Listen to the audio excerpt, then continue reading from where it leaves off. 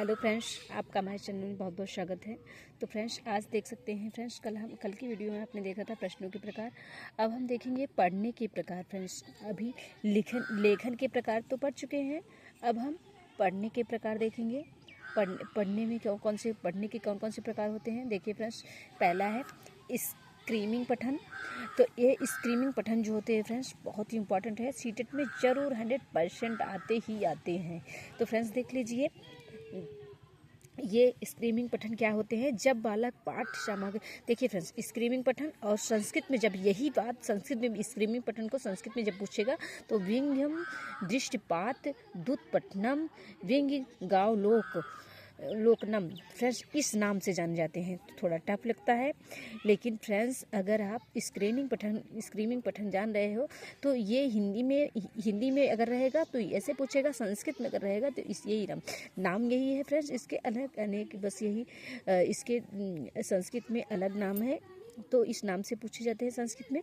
तो देखिए फ्रेंड्स, क्या होता है ये समझ लीजिए। जब पाठक पाठ्य सामग्री केंद्रीय भाव तथा सार खोज के लिए तेजी से कार्य करता है और लेखक के उद्देश्य तथा लिखने की व्यवस्था को समझना चाहता है, तो यह प्रक्रिया स्क्रीमिंग रीडिंग कहलाती है, स्क्रीमिंग पठन कहलाती है। फ्रेंड्स देखिए, जब बालक उसका जैसे कोई आप पढ़ रहे हो, जैसे न्यूज़पेपर, देखिए फ्रेंड्स एग्जाम्पल में न्यूज़पेपर देखिए फ्रेंड्स, अगर जैसे न्यूज़पेपर आप पढ़ते हो तो उसमें से क्या खोजने की कोशिश करते हो, सबसे मेन हेडिंग खोजने की कोशिश करते हो कि आज की पेपर में क्या ऐसा मेन चीज़ आया है। तो आप सरसरी निगाह पे जो पठन करते हो फ्रेंड्स, तो उसमें सबसे मेन यानी कि केंद्रीय भाव खोजने की कोशिश करते हो। तो वो जो केंद्रीय भाव की अगर खोज उसमें है, ऐसा बात अगर है, तो वो फ्रेंड्स जैसे न्यूज़पेपर पढ़ रहे हो उस माध्यम से अगर पढ़ रहे हो तो उसे हम स्क्रीमिंग पठन कहते हैं फ्रेंड्स। इस पठन को स्क्रीमिंग पठन कहा जाता है, और उसी को ये विंध्यम दृष्टिपात दुत्पठनम ये सब भी वही है फ्रेंड्स। यही है जो केंद्रीय भाव खोजने के लिए तो सरसरी निगाह से पढ़ा जाता है। पेपर को आप सरसरी निगाह पे भी एक एक करके बहुत समझ के नहीं पढ़ते हैं फ्रेंड्स। पेपर को सरसरी निगाह से लोग पढ़ते हैं, मेन हेडिंग को समझने की कोशिश करते हैं कि आखिर ये कह क्या रहा है, इसमें बात क्या लिखी है, उसके भाव को समझने की कोशिश करते हैं। तो अगला देखते हैं फ्रेंड्स, पहला था पठन के प्रकार में, पहला प्रकार स्क्रीमिंग पठन और दूसरा फ्रेंड्स स्कैनिंग पठन। अब स्कैनिंग पठन क्या होते हैं, देखिए फ्रेंड्स, अब ये जो ये ऐसे करके बना के रखे हैं, इसका मतलब है फ्रेंड्स, जैसे ये इसका नाम संस्कृत में ये और है अलग नाम, वैसे ही और करके यहाँ देखिए और ये अलग नाम है। ये नाम हिंदी में स्कैनिंग पूछता है, और हिंदी और इंग्लिश चाहे जिसमें फ्रेंड्स स्कैनिंग के नाम से ही पूछते हैं। और देखिए संस्कृत में इस नाम से पर वच्छिड़म के नाम से पूछते हैं, द्वित वच्छिड़म के नाम से पूछते हैं, फर्दम लोकनम के नाम से पूछते हैं फ्रेंड्स। इस तीनों नाम से पूछते हैं संस्कृत में। थोड़ा टफ लगता है, लेकिन भूल भी जाता है फ्रेंड्स, लेकिन आपको याद करना होगा, क्योंकि अगर आप संस्कृत पढ़ रहे हो तो याद करना होगा। एक और हम चीज़ बता चुके हैं फ्रेंड्स कि संस्कृत में अगर नहीं पढ़ना है तो आप अगर संस्कृत सेकंड पेपर भाषा सेकंड के रूप में लिए हैं तो आप हिंदी में जाके कर सकते हैं। हिंदी का फर्स्ट वाला, क्योंकि फर्स्ट वाला आपको नहीं करना रहता, हिंदी का सेकंड पेपर कर सकते हैं फ्रेंड्स, क्योंकि सेकंड आप फर्स्ट में हिंदी लिए रहते हैं, सेकंड में संस्कृत लिए रहते हैं। तो संस्कृत की जगह पे सेकंड वाला जो पेडागॉजी वाला टॉपिक, क्योंकि फ्रेंड्स ये सब पेडागॉजी की टॉपिक है और पेडागॉजी आराम से उसमें कर सकते हैं, हम वीडियो बना के डाले हैं भी। आपको संस्कृत में करने की पेडागॉजी क्वेश्चन जरूरत ही नहीं पड़ेगा, आप उसी को हिंदी में ही कर सकते हैं। तो फ्रेंड्स देखिए, ये है यहाँ पे स्कैनिंग पठन क्या कहा जाता है। यहाँ पाठक किसी विशेष, ये क्या होते हैं, यहाँ पाठक किसी विशेष जानकारी को प्राप्त करने के लिए वाक्यों को जल्दी से पार कर जाता है, यानी कि यहाँ विशेष पठन बात को जानने के लिए वाक्यों को मतलब जल्दी से, यानी कि जल्दी से पार कर जाता है, यानी कि जैसे बारीकी से पढ़ना फ्रेंड्स, उसमें एक एक करके बारीक देखेंगे कि क्या क्या लिखा गया है, कैसे लिखा गया है, लिखने का तौर तरीका उसमें देखेंगे। तो फ्रेंड्स ये जो पढ़ाई है इसमें गहन पठन को कहा जाता है फ्रेंड्स। देखिए बारीकी से पढ़ेंगे तो आप गहन पठन ही पढ़ेंगे फ्रेंड्स।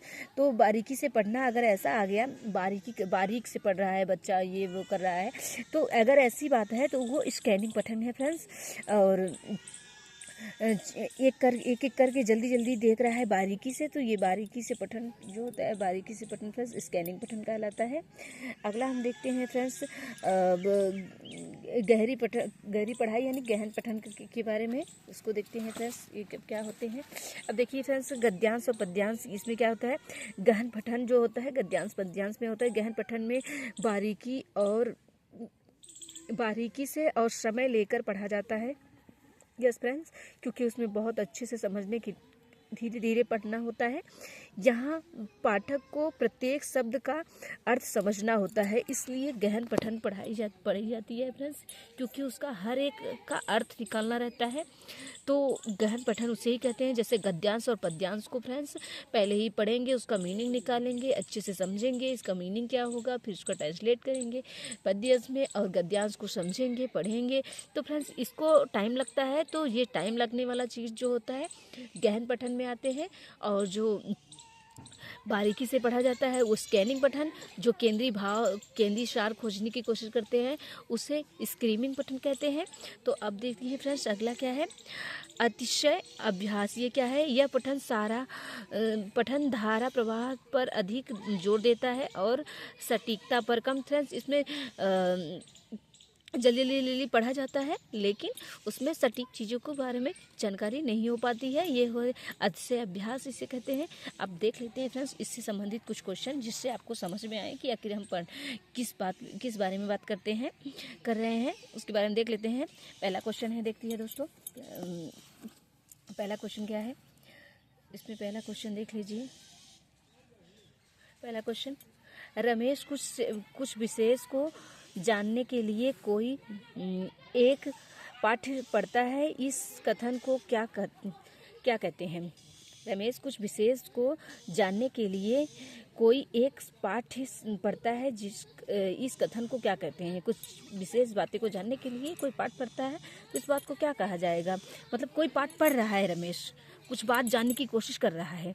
तो फ्रेंड्स ये कौन सी पठन है, गहन पठन है, द्रुतगामी पठन है, सरसरी तौर पर पठन है, बारीकी से पठन है, क्या है फ्रेंड्स। तो बताइए, रमेश कुछ विशेष बात को जानने के लिए, देखिए विशेष बात कहाँ पे जानने की बात होती है फ्रेंड्स। विशेष बात जहाँ पे विशेष बात की जानकारी दी जाए फ्रेंड्स। देखिए हम आपको अंडरलाइन करके ही दिखाए हैं, यहाँ पे देख लीजिए फ्रेंड्स। आपको देखिए पढ़ने के प्रकार में इसमें क्या है फ्रेंड्स, देखिए अंडरलाइन किए हैं ना, केंद्रीय भाव तथा सार खोजने की बात जहाँ पे हुई वहाँ स्क्रीनिंग पठन। और जहाँ पे देखिए फ्रेंड्स, यहाँ पे देखिए, यहाँ पर पाठक किसी विशेष जानकारी की, देखिए फ्रेंड्स विशेष जानकारी, इस पे ध्यान रखना, विशेष जानकारी की बात जहाँ पे हुई है। और गहन पठन में फ्रेंड्स आप जानते हो थोड़ा लेट लगता है पढ़ने में, अच्छे से बारीकी समझने में। तो ये बारीकी से पठन में जो फ्रेंड्स बारीकी से पठन है, बारीकी से पठन जो कहा गया है, इसमें फ्रेंड्स स्कैनिंग पठन जो स्कैनिंग पठन की एग्जाम्पल है, वही ये क्वेश्चन उसी का अर्थ है। तो फ्रेंड्स यही डी वाला सही है। इसमें देखिए यहाँ पे सही दिया भी गया है, तो ये यही सही है कि बारीकी से पठन किया जाता है। तो फ्रेंड्स ये प्रीवियस ईयर क्वेश्चन से हम निकाले हैं, पहले उसके थ्योरी की चीज़ निकाले हैं, फिर उसके बाद प्रीवियस ईयर क्वेश्चन, ताकि आप सबको समझा सकें। अपनी शब्दों में लिखे हैं फ्रेंड्स, शायद आप सबको थोड़ा समझ में कम आए, दिखाई भी कम देता हो, लेकिन फ्रेंड्स बहुत ही सटीक चीज़ों के बारे में लिखे हैं। आप ध्यान से बस देखने की कोशिश करिएगा, थोड़ा फुल वॉच करिएगा, तो आपको बहुत अच्छे से समझ में आएगा फ्रेंड्स। बस आप ध्यान से टाइम थोड़ा इसमें से दीजिए समझने की, तो आपको बहुत अच्छी समझ में आएगा। और इतना ये बातें जो जान जाओगे, थ्योरी वाली चीज़ें, जैसे हम स्कैनिंग पठन गहन पठन के बारे में बताए हैं, बस उसको जान लो। उससे संबंधित कोई भी क्वेश्चन प्रीवियस ईयर हो चाहे प्रैक्टिस ईयर सॉल्व करो, सब पे क्वेश्चन पूछेगा फ्रेंड्स, हिंदी और संस्कृत की पेडागोजी में। तो आप ध्यान रखना, भाषा के बारे में पूछेगा। अब देखते हैं अगला क्वेश्चन, देखते हैं इसी से संबंधित फ्रेंड्स। जब पाठक पाठ्य सामग्री का केंद्रीय भाव तथा सार खोजने के लिए तीव्रता से पढ़ता है या पढ़ती है, और लेखन के उद्देश्य तथा लिखने के व्यवस्था समझना चाहता है, इस प्रक्रिया को क्या कहते हैं फ्रेंड्स। देखिए उसका केंद्रीय भाव समझने में, किसमें केंद्रीय भाव समझा जाता था, तो फ्रेंड्स आपको बता चुके थे केंद्रीय भाव किसमें समझा जा गया है। तो देखिए फ्रेंड्स स्क्रीमिंग पठन, स्कैनिंग पठन, गहन पठन, विस्तरित पठन, कौन सी पठन है फ्रेंड्स, आप बता सकते हैं, आप बताइए। प्लीज़ कमेंट बॉक्स में ज़रूर बताना कि ये कौन सी पठन है। आप पहले थ्योरी को पढ़िएगा, उसके बाद ये कमेंट में आंसर ज़रूर लिखिएगा, क्योंकि फ्रेंड्स ये कोई ऑनलाइन तो नहीं है, ऑफलाइन ही रहता है। हम डाल देते हैं, आप मेरी वीडियो पे कमेंट कर सकते हैं फ्रेंड्स, हम भी समझेंगे कि आप पढ़े हैं पूरा अच्छी तरीके से। तो देखिए ये स्क्रीमिंग पठन हुआ, क्योंकि फ्रेंड्स इसमें केंद्रीय भाव समझने की कोशिश करेंगे। अंडरलाइन करके दिखाए भी थे, देखिए फ्रेंड्स यहाँ पे इसमें केंद्रीय भाव समझने या सार खोजने की कोशिश किया गया है। तो यहाँ पे उसको लिखने की व्यवस्था को खोजने की समझने की बात की गई है, और केंद्रीय भाव खोजने की तीव्रता से बात की गई है। तो ये हो गया स्क्रीमिंग पठन फ्रेंड्स। अब अगला है फ्रेंड्स शब्द संबंधता क्या हो, शब्द संबंधता क्या है इसके बारे में देख लेते हैं। लास्ट टॉपिक है पेडागोजी हिंदी का। अब हम सारा चीज़ पढ़ा चुके हैं फ्रेंड्स, बस उतने से ही क्वेश्चन आएगा। पेडागोजी हिंदी और संस्कृत में कुछ भी नहीं है फ्रेंड्स, बस जितना पढ़ा है बस उतना ही है, उतने से ही क्वेश्चन आएगा। बस आप ध्यान से पढ़िए और समझने की कोशिश करिए।